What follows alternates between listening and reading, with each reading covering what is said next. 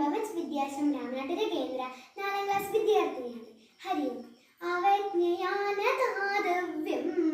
കസ്യചിപ്പിയലാപി വാ അവജ്ഞയാ കൃതം ഹന്യാത് ദാതാരം നാത്ര സംശയഃ. ദാനം മഹത്തരമാണ്. അത് ശരിയായ രീതിയിൽ നൽകപ്പെടുമ്പോൾ മാത്രം ഇന്ന് ഈ സുഭാഷിതത്തിലൂടെ വ്യക്തമാക്കുന്നു. ദാനം നൽകുന്നത് എന്തുമാകട്ടെ, വിദ്യയോ ധനമോ നല്ല വാക്കോ വസ്ത്രമോ എന്തും നമുക്ക് ദാനം ചെയ്യാം.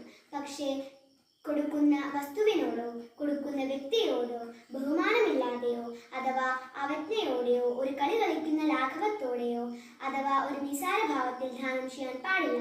അവജ്ഞയോടെ നൽകുന്ന ദാനം നമ്മെ നശിപ്പിക്കുന്നു അഥവാ ഇല്ലാതെയാക്കുന്നു. ആ ദാനത്തിന് പ്രതിഫലമായി ലഭിക്കുന്നത് നിശ്ചയമായും നാശമാണ്. അവജ്ഞയായ ദാതവ്യം